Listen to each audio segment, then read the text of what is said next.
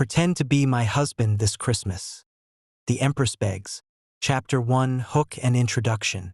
The winter wind howled like 1,000 lost souls against the stained glass windows of the imperial palace, but inside the grand study, the air was thick with the suffocating scent of desperation and old parchment. Empress Alara Revan, sovereign of the Valerian Empire, was rarely seen without her impenetrable mask of regal calm. Yet tonight it had shattered. Her crimson robes were a stark contrast to her pale face as she addressed the man standing across the mahogany desk. Kalen Thorne was an enigma, a man who looked like he belonged on a throne, yet was found 3 days ago selling rare, forgotten texts in a snow-dusted market stall. He possessed the eyes of a wolf and the hands of a poet, a lethal, captivating combination. He was exactly the kind of man the court gossiped about, and the kind of man Alara should never be alone with. The Christmas summit begins in 4 days, Mr. Thorne. Alara's voice was low, strained. The alliance treaty is vital. Failure means war, Kalen. War that will cost thousands of lives and my crown. The Duke of Vane and his allies are using my single status as leverage. Claiming a queen without a king is a nation without an anchor. She walked toward him, the sound of her heavy imperial boots echoing. She stopped barely a foot away. They are forcing a succession vote unless I present a husband by Christmas Day, Kalen. A husband strong enough to command respect, and convincing enough to silence the rumors of my inability to secure a consort. I have looked everywhere. No noble is trustworthy. No general is politically neutral. Only a complete outsider will do.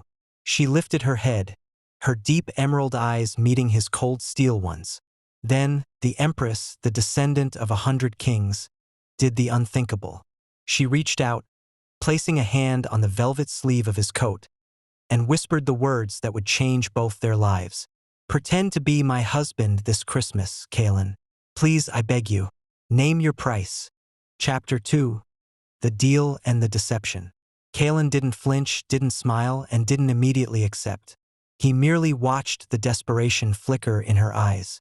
He was a man with a ruined past, a former military strategist disgraced and exiled, his skills now wasted on decoding obscure maps. He hated the aristocracy, and especially the crown that had stripped him of his honor. My price is absolute immunity and unrestricted access to the Imperial Library's restricted archives. Kalen finally stated, his voice a low, gravelly baritone. For 3 days after the summit concludes, no questions asked. And Empress? He leaned in, his imposing height forcing her to look up. My pretense must be flawless. I need the ring, the titles, and full authority to act as your consort. I will not play a puppet. Alara agreed, a desperate relief washing over her. The next day was a blur of frantic preparation. Kalen was fitted for bespoke velvet jackets, tailored wool trousers, and the heavy ceremonial ring. He was given a new name for the public, Julian Varick, a self-made, enigmatic trading magnate from the distant northern territories. They spent hours in the private drawing room, studying each other's mannerisms, creating a believable love story. A tale of clandestine meetings and passionate, forbidden romance that had culminated in a secret marriage. Kalen was a quick study, effortlessly adopting the bearing of a formidable noble, but his eyes held a cynical amusement she couldn't break. The line between Kalen and Julian was razor-thin, and Alara knew she was playing with fire.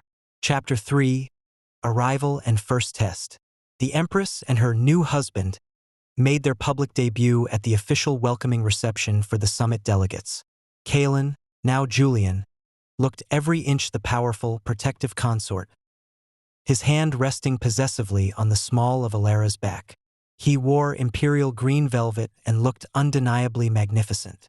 The first test came swiftly. As they greeted the High Chancellor, a hawk-nosed woman known for her viperous tongue, Kalen made a glaring mistake.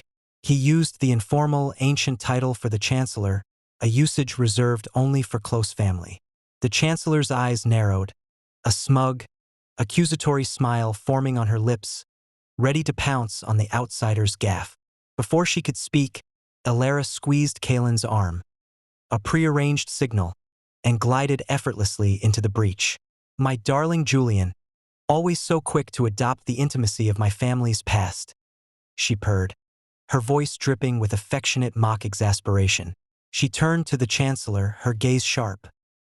He insists on treating you as a dear aunt, Chancellor. He says your wisdom reminds him so much of his own grandmother. The flattery, couched as a romantic blunder, instantly disarmed the Chancellor, turning her suspicion into pleased tolerance. Later, hidden behind a decorative screen, Alara whispered, "You were brilliant. I almost believed you, Julian." Kalen's gaze softened, a rare flash of warmth. "It's easier to play the loving husband when the Empress is so easily loved, Alara," he replied, using her first name. A dangerous slip they both ignored. Chapter 4. The Imperial Family and Rivals. The next evening was a private, formal dinner introducing Julian to the inner circle. Duke Alaric of Vane, the primary political rival, a man with cold eyes and an even colder claim to the throne, was present, and his scrutiny was relentless. Alaric raised his glass, offering a toast that was more a challenge. "To our new consort, Julian. We are all fascinated by your rapid courtship. Tell us, my dear, where exactly did this whirlwind romance begin?" Alara is always so cautious. The air froze. This was the moment Kalen and Alara had rehearsed. Kalen took a measured sip of wine, his eyes never leaving the Duke's.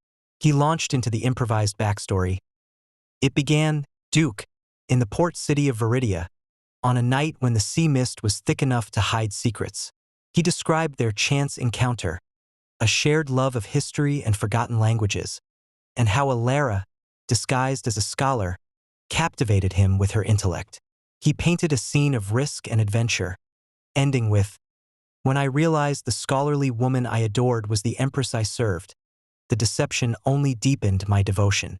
I asked her to marry me not for a crown, but because she was the only anchor to my wandering life.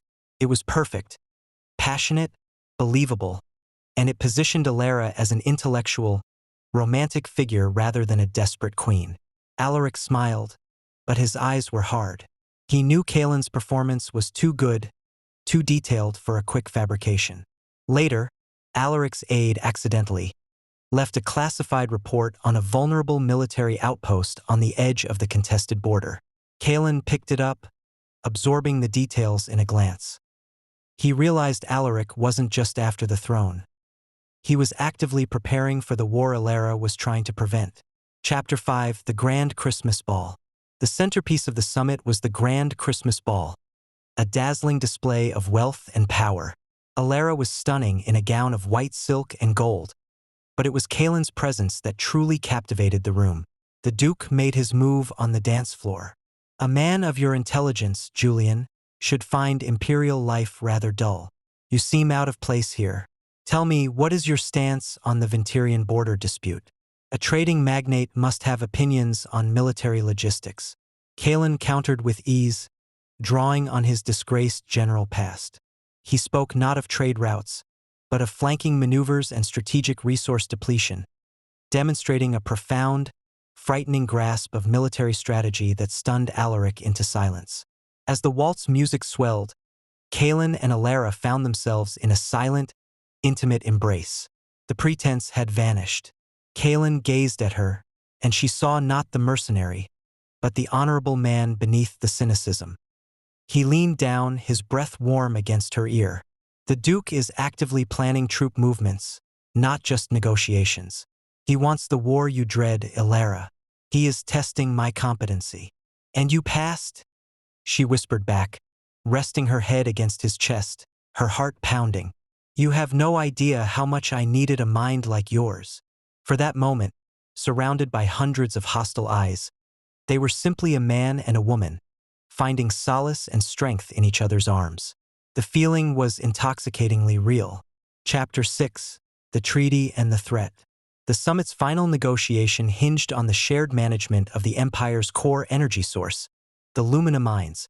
Alara had prepared an excellent proposal, but at the last minute, the delegates from the Northern Territories introduced a complex, unexpected counterproposal designed to paralyze the talks. Seeing Alara falter, Kalen requested a brief recess, citing the Empress's need for counsel. Once alone, Kalen analyzed the northern proposal in minutes. It's a Trojan horse, Elara. It's not designed to fail, but to guarantee perpetual mediation, enriching the mediating power, which the Duke's family controls. He swiftly drafted a new counterproposal. A temporary, shared sovereignty with a fixed 5-year review, tied to specific performance metrics Elara controlled. It was a strategic masterstroke that guaranteed the treaty would pass and neutralize the Duke's move. Elara returned to the table, delivered Kalen's solution with regal conviction, and secured the treaty. The room erupted in applause, but the Duke's face was a mask of cold fury. Kalen had just saved the Empire. That evening, as Kalen walked toward his chambers, a heavy marble statue suddenly toppled from a high plinth, narrowly missing him. It was no accident. The Duke had realized that Kalen Thorne, the former general, was still very much alive, and he was now a direct, physical threat. The political game had turned deadly. Chapter 7. A Night of Truth. The assassination attempt forced Elara and Kalen to take refuge in a rarely used secret study, accessible only through her private chambers. The atmosphere of impending danger had stripped away the last layers of formality. "He tried to kill you," Elara stated, pacing. "He knows who you are, or at least that you're not Julian Varick. I should have ended this when you secured the treaty. You must leave tonight." Kalen caught her arm gently, stopping her. "I am not leaving you to face this snake alone, Elara. I gave you my word.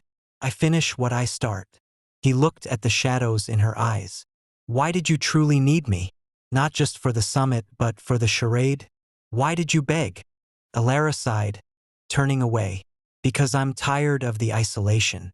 My previous consort died in a hunting accident that Vane arranged. Every noble who courts me only wants the power or my death.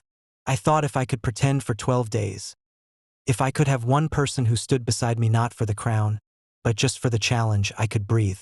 You were a mercenary for hire, Kalen. I thought you'd be safe." She faced him, tears glistening. "I chose you because I trusted your cynicism more than any noble's piety." Kalen's heart, which he thought was frozen solid, cracked. He stepped forward, cupping her face in his hands. "And I chose you because I saw a queen willing to fight for her people, even if it meant sacrificing her own dignity to a disgraced exile.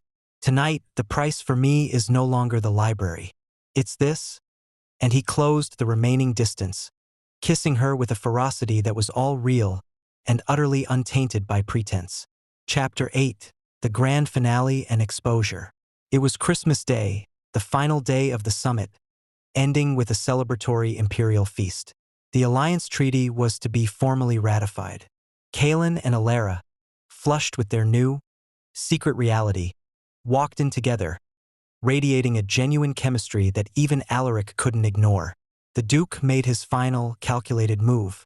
During the ratification ceremony, he stood up, interrupting the proceedings.